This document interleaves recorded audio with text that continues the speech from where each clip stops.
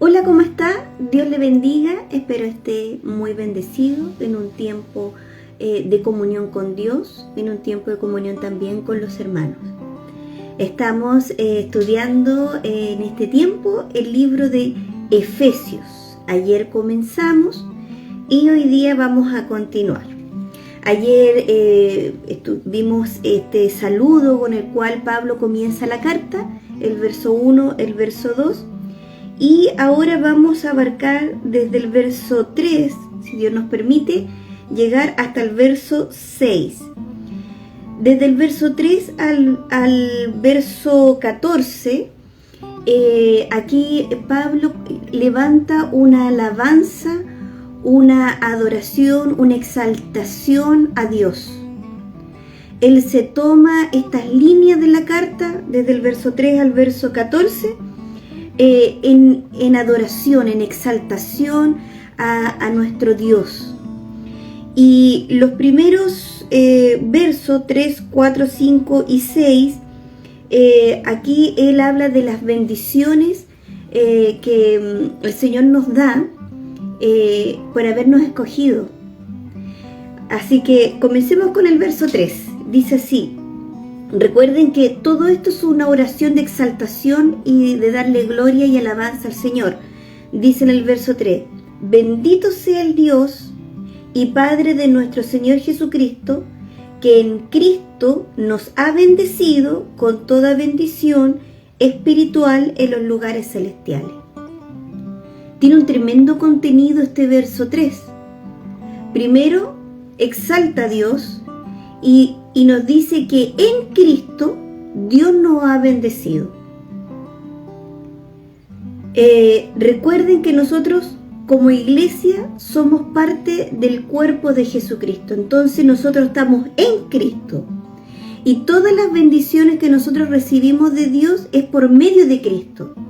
Por eso en esta exaltación dice: bendito sea el Dios y Padre de nuestro Señor Jesucristo, que en Cristo nos ha bendecido. Nosotros todo lo que recibimos es a través de Cristo, por el hecho de ser parte de su cuerpo, por el hecho de ser su iglesia. Y es su iglesia la que Cristo viene a buscar. Y cuando nosotros oramos y decimos: venga a nosotros tu reino, estamos clamando la segunda venida de Cristo para que nos venga a buscar. Él viene por su iglesia. Entonces todas las bendiciones que nos da el Padre es por medio de Cristo, en Cristo. Y dice que nos ha bendecido con toda bendición espiritual. Todo lo que nos proporciona Dios es espiritual. Lo que el hombre no nos puede dar, imposible darnos, esta bendición nosotros la obtenemos espiritual. Y miren lo precioso que dice, que esta bendición proviene de lugares celestiales. Todo lo que suelta el Padre para que nosotros seamos bendecidos a través de Cristo viene del cielo. Todas las bendiciones, todas las bendiciones, hermana y hermano, que usted recibe, proviene del cielo. ¿Quién la da? El Padre. ¿Por medio de quién? Del Hijo. Miren, si leemos acá en Juan 3:27, aquí está pasando, lo voy a poner dentro del contexto. Aquí le están diciendo a Juan Bautista que Jesús, al cual él les había presentado, porque recuerden que Juan Bautista le dice a los discípulos que se van a bautizar con él: he aquí el Cordero de Dios que quita el pecado del mundo.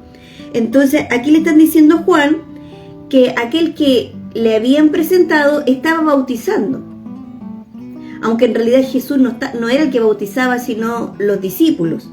Entonces Juan Bautista respondió Juan y dijo: no puede el hombre recibir nada si no le fuere dado del cielo. Todo lo que nosotros recibimos es soltado del cielo. Por eso acá en esta alabanza que Pablo hace al Padre, dice, bendito sea el Dios y Padre de nuestro Señor Jesucristo. Aquí está adorando. Dice, bendito sea el Dios y Padre de nuestro Señor Jesucristo, que en Cristo nos ha bendecido con toda bendición espiritual en los lugares celestiales.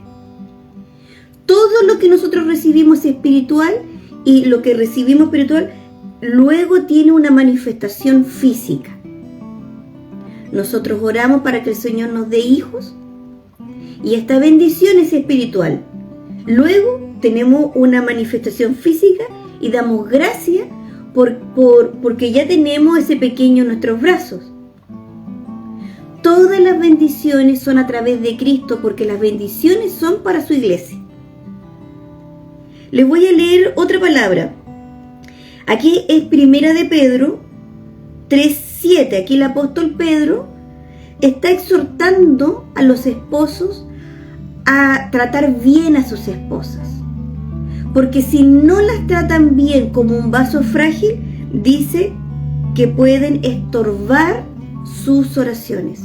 O sea, las oraciones pueden ser estorbadas porque no estamos actuando como corresponde. ¿A quién le está hablando? Le está hablando a la iglesia, le está hablando a los esposos. Cuiden a sus esposas como vaso más frágil para que sus oraciones no tengan estorbo. O sea, qué importante también que estas bendiciones que nosotros recibimos en Cristo, por ser su iglesia, también podemos cerrar los cielos si no estamos a cuentas con el Señor y no estamos obedeciendo en fe. Si nosotros no estamos obedeciendo en fe, nuestras oraciones pueden tener estorbo.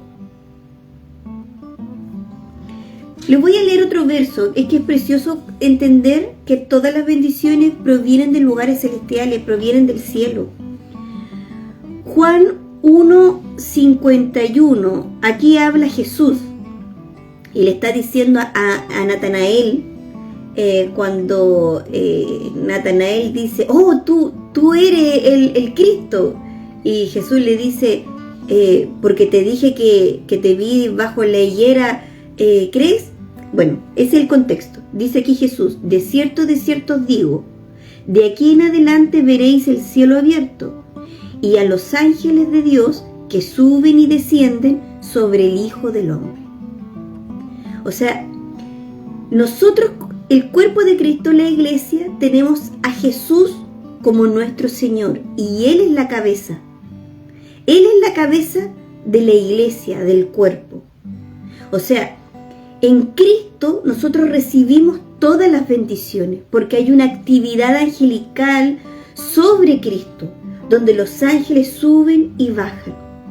Por eso es muy importante que nosotros obedezcamos en fe, porque si Jesús es nuestro Señor, entonces nosotros como iglesia vamos a obedecer todo lo que nuestro Señor nos diga. Los ángeles, ¿a quién se sujetan? A la palabra de Dios. Se sujetan al verbo, a la cabeza. Por eso nosotros tenemos que estar alineados con la palabra. ¿Para qué? Para que no haya estorbo en nuestras oraciones. Qué precioso, ¿cierto? Leamos entonces el verso 4. Recuerden que desde el verso 3 al verso 14 hay una adoración, una exaltación, una alabanza al Padre. Verso 4. En Él Dios nos escogió antes de la fundación del mundo, para que en su presencia seamos santos e intachables por amor. Es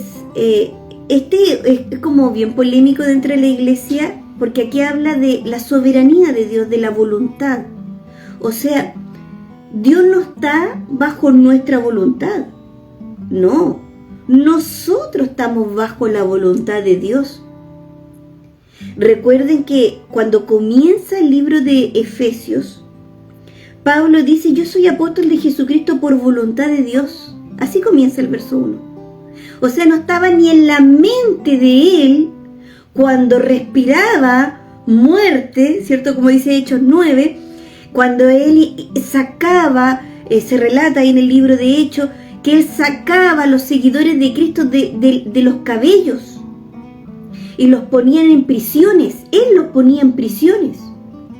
Él había recibido las ropas de aquellos que levantaron piedras para asesinar a Esteban, el primer mártir. Era él. O sea, no estaba en la voluntad de este joven llamado Saulo ser llamado apóstol de Jesucristo a los gentiles, o sea, a los no judíos. Claramente nadie tiene a Dios bajo su voluntad. No, eso es absurdo. Todo está en la voluntad de Dios. Nosotros estamos en la voluntad de Dios. Un día nosotros caminábamos por las calles y hacíamos una vida y nosotros creíamos que estábamos vivos hasta que Dios, en la voluntad de Dios, se nos predicó el Evangelio y por esta predicación el Espíritu Santo nos trajo convicción de nuestros pecados y recibimos una salvación de gratis. Y lo que nosotros hemos recibido de regalo, nosotros damos de regalo. Entonces aquí en este verso 4 dice, en Él Dios nos escogió antes de la fundación del mundo. O sea, Él, el Padre, diseña un plan de redención para que todo aquel que cree en el Hijo no se pierda, tenga vida eterna. O sea, el Padre diseñó un plan para rescatar a todos aquellos que son convencidos por el Espíritu Santo. Y es un misterio que solamente debemos aceptarlo, que es un misterio de amor. Y dice que nos coge antes de la fundación del mundo para que en su presencia, miren, seamos santos e intachables. O sea, Él nos llama y comienza un proceso de limpieza por medio de la palabra. Por eso nosotros estamos en la palabra, por eso nosotros buscamos la palabra, porque la palabra nos limpia. Desaprendemos los afanes de este mundo, desaprendemos las cosas de este mundo. La palabra nos limpia y nos enseña a vivir cómo cómo vivir en el reino. Porque ahora nosotros pertenecemos a un reino espiritual, somos su iglesia. Y dice que todo esto es por amor. Por amor. Y como dice Juan 4:19, primera de Juan 4:19, nosotros le amamos a Él porque Él nos amó primero. O sea, nosotros no teníamos idea, no sabíamos que del diseño de redención, del plan redentor que tenía el Padre, que Cristo ejecutó, hasta que se nos predica el Evangelio, hasta que conocemos a Cristo y ahora nosotros le amamos. Ahora nosotros le amamos, pero eso es una consecuencia de que Él nos amó primero, pero en el diseño de Dios, en lo eterno. El verso 4, muchas personas se resisten, dicen, bueno, si ya está todo hecho, si ya están todos predestinados en la divinidad de Dios, ya se sabe quién va a experimentar la gloria, entonces no hagamos nada. Pero no, Dios diseñó la predicación, la locura de la predicación, para que nosotros podamos nacer. Yo les voy a leer algunos versos. Juan 1:13 dice, en Juan 1:13 dice, los cuales, o sea, los salvos, los cuales no son engendrados de sangre, ni de voluntad de carne, ni de voluntad de varón, sino de Dios. Aquí nos va confirmando esta preciosa voluntad de Dios. La voluntad de Dios es que nosotros nacemos al reino de Dios, nacemos por voluntad de Dios. ¿Se acuerdan cuando Jesús habla con Nicodemo y se encuentran esa noche? Y Jesús le dice, nadie podrá ver el reino de Dios si no nace de agua y del Espíritu. O sea, nosotros necesitamos que se nos predique el Evangelio. Esa es la palabra, el agua. Por eso es importante que nosotros, que hemos recibido la salvación de gratis a través de la locura de la predicación del Evangelio, nosotros nos preparemos en saber bien qué es lo que es este Evangelio para transmitirlo, darlo a conocer a aquellos que nunca han escuchado la palabra de Dios, y la obra del Espíritu Santo se alinea con la palabra y se produce un milagro, un nacimiento espiritual. Antes estaban muertos, ahora son llamados hijos de Dios, pero hijos de Dios por voluntad de Dios. Nosotros nacemos en la carne, ¿cierto? Nosotros que somos carne, es por voluntad de hombre y de mujer, pero el nacimiento espiritual es un nacimiento por voluntad de Dios.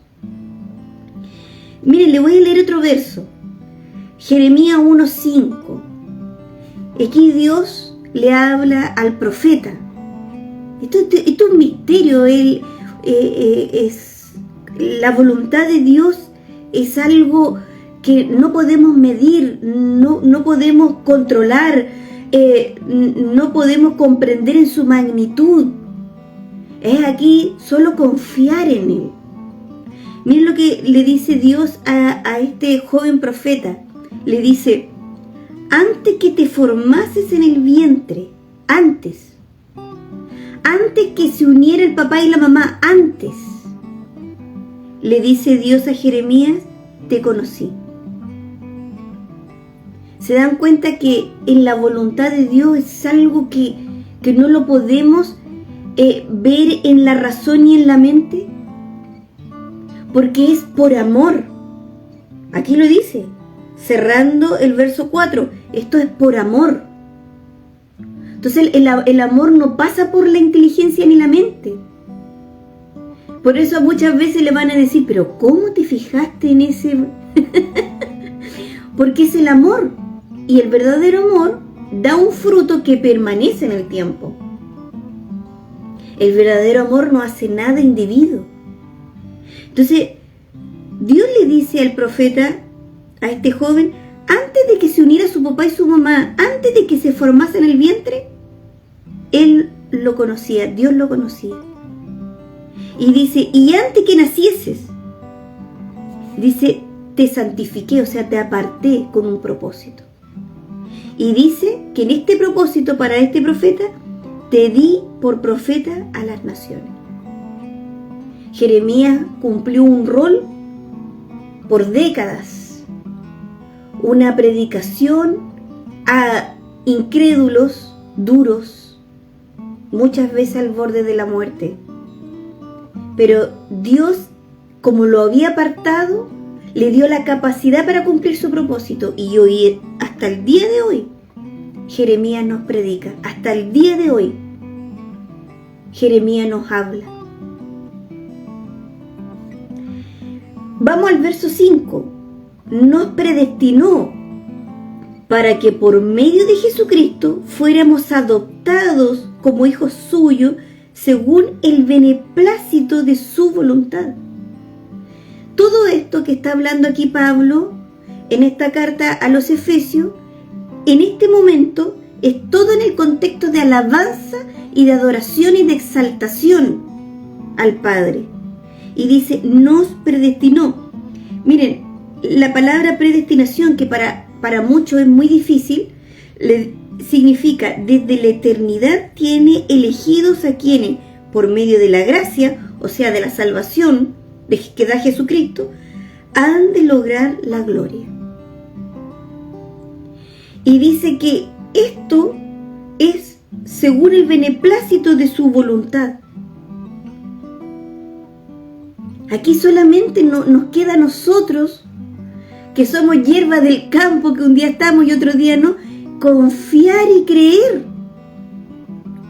que la buena voluntad de Dios, Él sabe quiénes son. Ustedes saben que para que alguien pueda ver el reino, pueda nacer del agua y del Espíritu, es un milagro.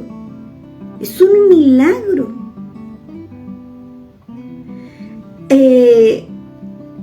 Yo recuerdo que mi abuelo paterno, y ahora yo recordaba, muchas veces tienen que haberle predicado el Evangelio.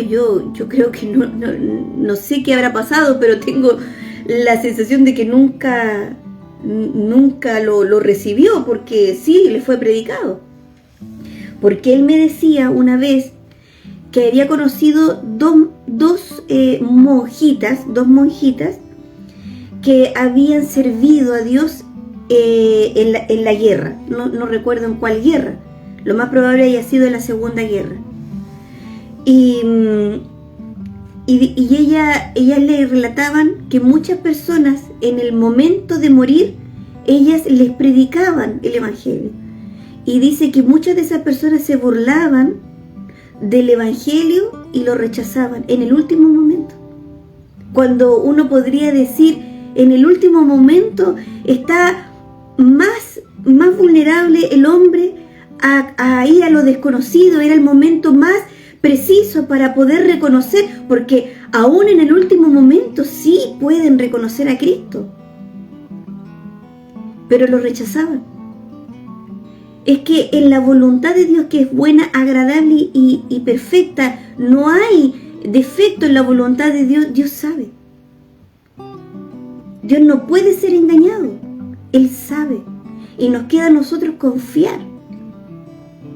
Yo siempre me aferro a una promesa que está en su palabra, que dice: si crees tú,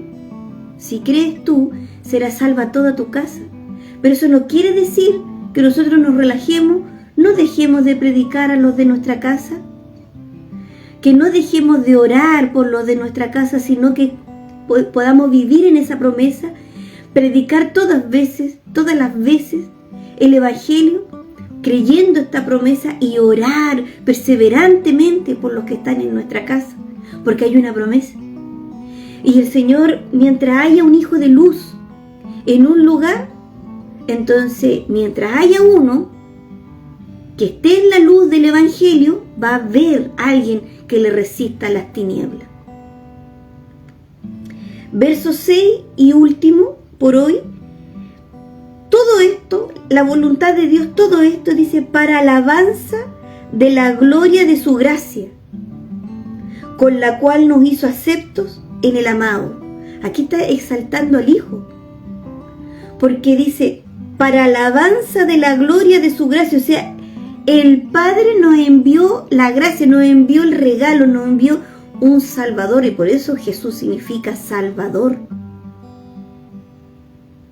Si nosotros comprendemos lo que Cristo hizo en la cruz, que antes de Él nosotros íbamos directo al infierno a pagar nuestros delitos y pecados, pero ahora por la intervención de la predicación del Evangelio nos dio a conocer que tenemos un Salvador, y Él pagó. Él fue a la cruz y Él pagó, y Él recibió la ira de Dios, que es el justo y santo castigo al pecador. Cristo lo pagó. Ahora nosotros podemos ir confiadamente después de esta vida, cuando el alma se separa de nuestro cuerpo y nos tengamos que presentar delante de Cristo, podemos ir confiadamente al trono de la gracia.